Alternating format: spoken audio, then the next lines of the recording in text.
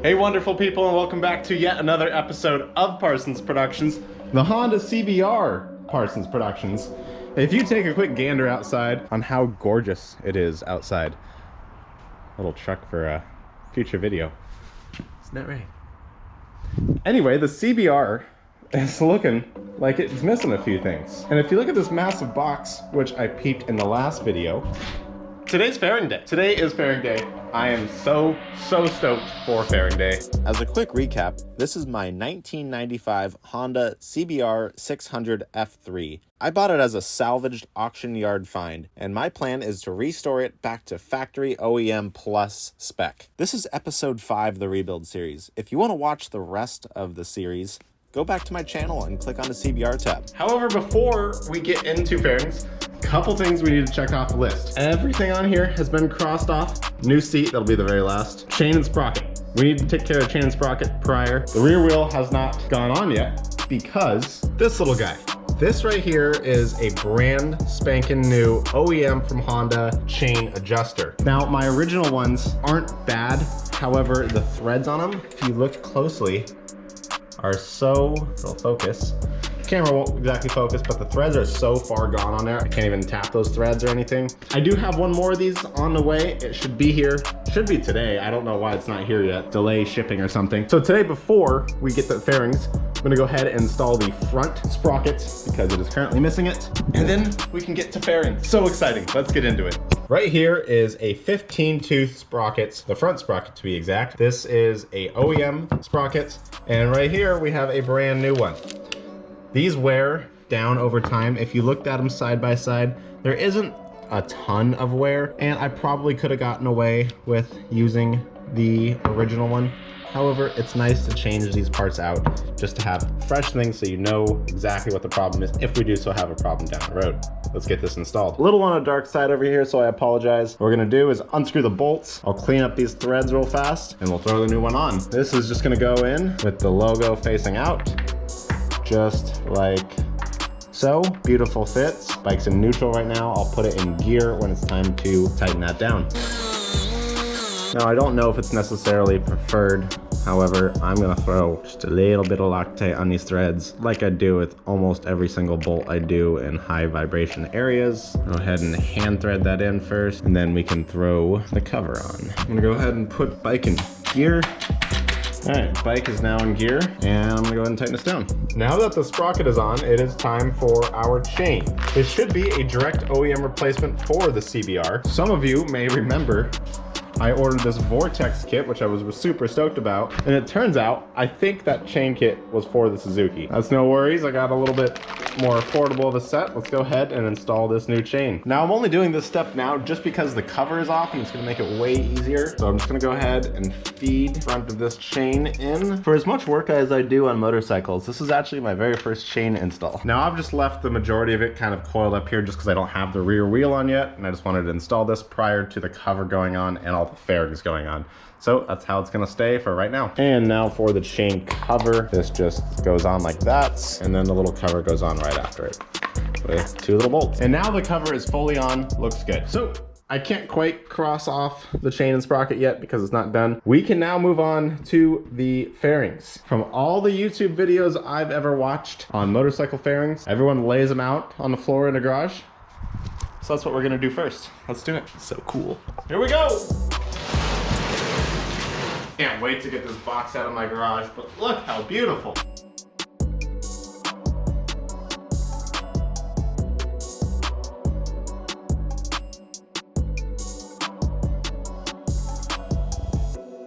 What? No way. That's all of them. Well, this all looks just absolutely incredible. I can't wait to unpackage them. I actually went out and bought my very own fairing bolt set, and these bolts are the cheapest Chinesium on the planet. I tried threading them into a set of threads, and it snapped within like a couple pounds of force. Don't buy these, they're junk. Spend the nice money and get real bolts. Yet, to my surprise, it did come with a nice bolt kit. And these bolts look pretty good. I don't quite know anything about them, but they come with a bunch of washers and cool, that looks good. So looking at this mess that covers my garage floor, it looks like this tank is definitely gonna be the easiest. Can we just point out real quick that I pretty much nailed this color. That color combination is just perfect. I love that. So I believe this tank is gonna be the easiest to install. Cover up the old faded blue and the terrible rattle can job that I did not quite get all of. But honestly, I kind of like the rustic look with that. It looks just retro, I love it. Anyway, tank's gonna go on first, and then we'll try to mock up all the rest of the body panels. Alrighty folks, here it goes. First body panel on.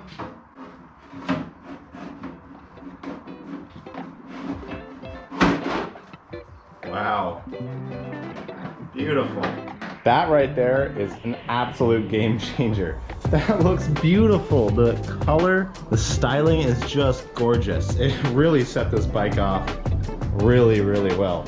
Now I'm noticing a little bit of fitment issues. Like every other car guy, I watch plenty of wide body restoration type videos, and fitment is apparently a large deal.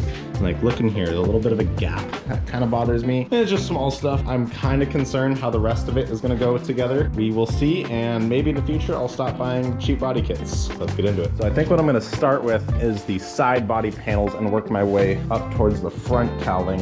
I just love the way that looks. So this is gonna go on something like that. Kind of hides all this nice stuff down here, but let's see what we can do here.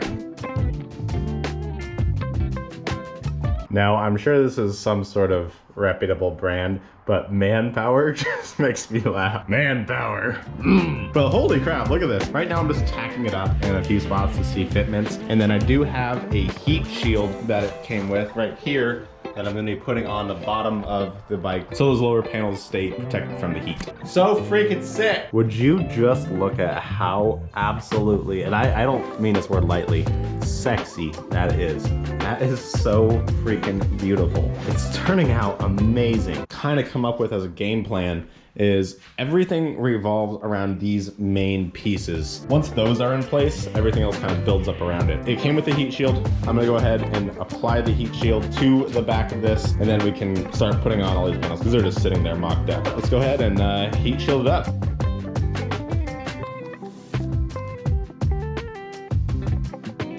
Okay, now that this is on, I'm gonna go ahead and trim out all the vents like this right here, as well as the sides, and get it trimmed up.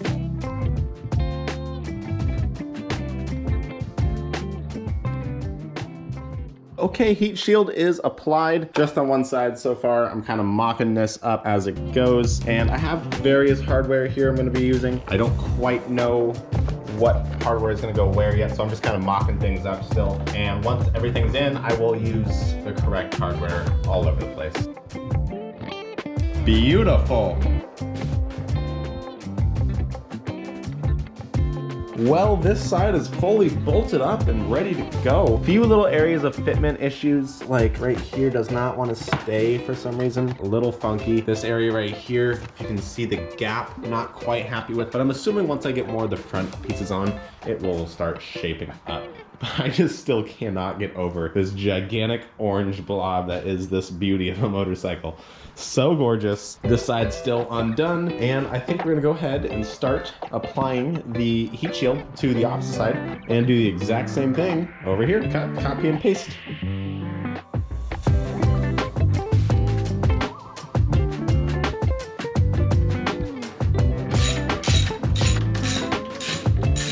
Okay, it's a new day, which means it's time for more Parsons Productions. Also, real quick, peep the new merch. It's a long sleeve, it has the logo, and it says that on the back, which, I don't know, I think it's pretty sick. Let me know down in the comments if you guys would purchase Parsons Productions merch.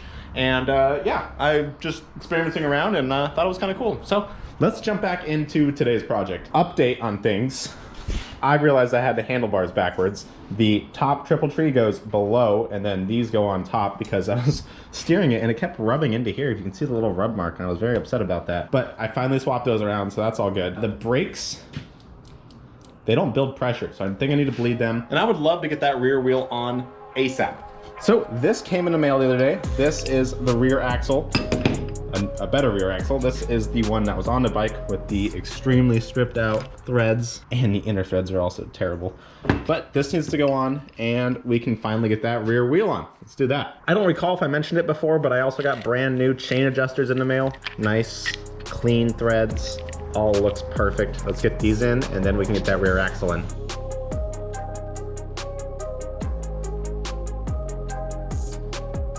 Okay, that took forever. However, the wheel is wheeling.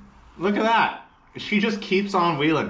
And I love the little hairs on it. It's fun to touch. They'll be ground off as soon as I'm ripping the streets. But tire is on. That took forever. I'm missing the little spacers that Honda provided. However, I improvised with some alternative methods. However, chain is on.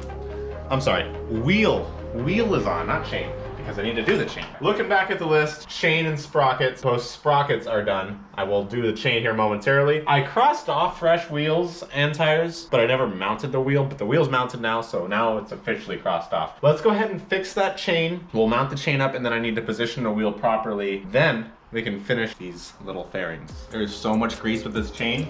However, chain and grease equal good. Chain is on. You can see there's a decent amount of slack in it right now. I have the chain adjuster super loose. Just gonna throw the master link on. Comes with these top plate and the little clip. My camera woman will come closer. Just gonna throw that on like so. And then that one, I'll get my pliers and clip them shut.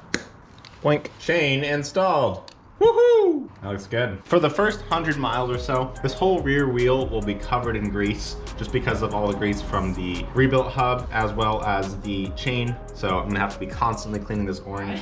Ran into a problem the other day. This whole bike is a 1995. This fairing kit that I purchased, did not realize there was a difference, but this is for a 1998 Honda CBR600F3, which there is one small difference. If you come over here on the back. So when I lined up this rear fairing initially, it goes a little something like this. And if you look here, something ain't quite right. This taillight is stock for 1995. But what I didn't realize is that these fairings for the 98 version have this little cutout. And I had to go online and buy this fancy schmancy little deal. Bought the smoked version too. There was an option for a clear, but I like the smoke better.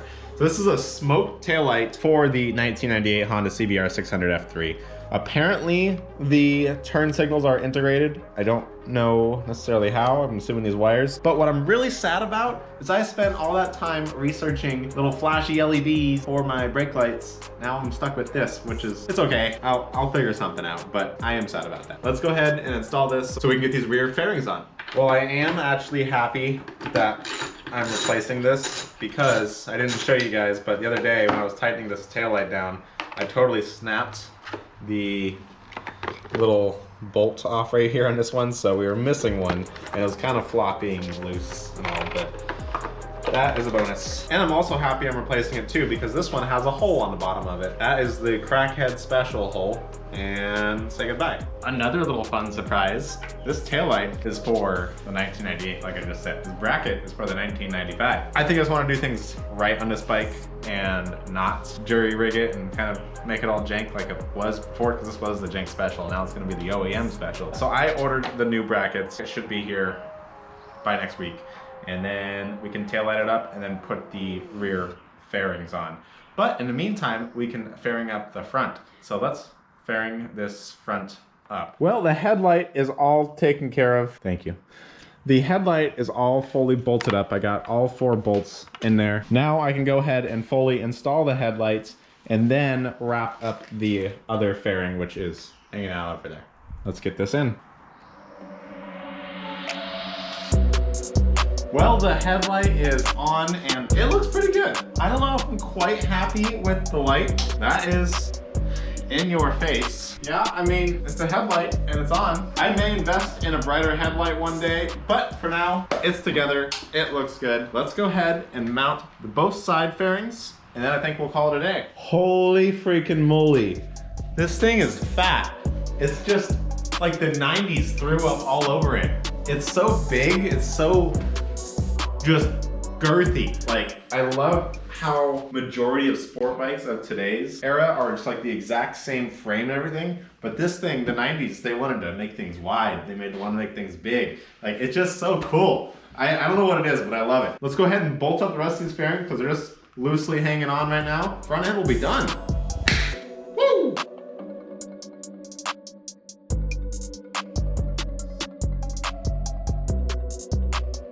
Holy crap, that was annoying. Getting these little inner fender pieces on were so challenging. Not super stoked with the fitment of some of these. And getting this just right, kind of moving panels around, is a little challenging. A lot more challenging than I was expecting, but got everything buttoned up, looking decent. Next step we need to do is adjust the front brakes, because right now when this thing was rolling a little bit, the front brakes did absolutely nothing. And then we do need to get the rear brake on while I'm waiting for the bracket to put the rear taillight on and then finish all this. And then we're done. So exciting. Cross a few things off real quick. Headlight, new fairings, just about done. Blinkers, still gonna wait on those. Chain and sprocket, got it all taken care of, properly adjusted and everything. I feel like that's about a decent amount of slack. Cross that one fully off the list. The new seat I'm a little concerned about, so I think what I'm gonna do is I'm probably gonna go and try to reupholster the old one I have.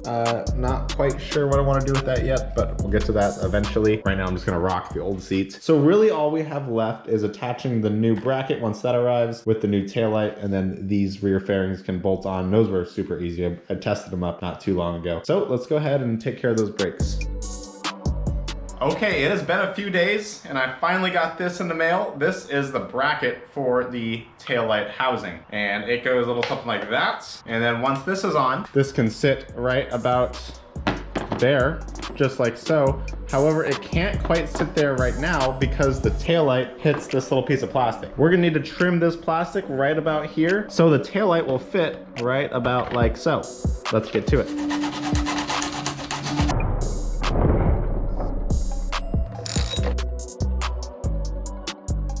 All right, perfect. Taillight is installed. Have not wired up the blinkers yet, but I will wire those up soon. Now, I've been waiting to get these things on forever. Let's go ahead and install the side fairings, and rear end will hopefully be wrapped up.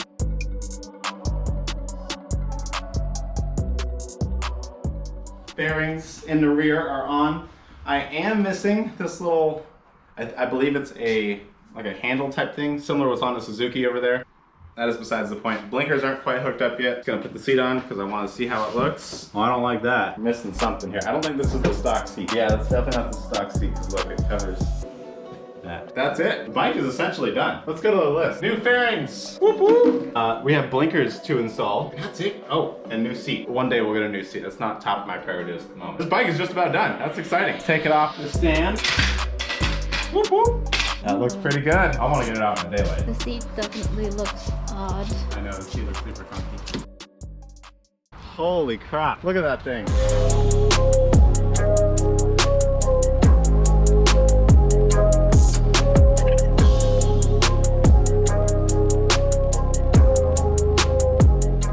Have you ever seen a more beautiful thing in your life? Because I haven't, except for you. I'm ready. It's time for a start. I gotta show the internet what it sounds like with the new exhaust. One knows the only way to start a motorcycle is with the random car battery jumper cables. It's not random. I need the key. It's from her. Are you ready?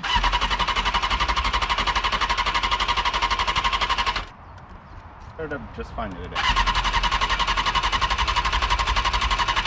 And this, folks, is a prime example of it's the inside that matters.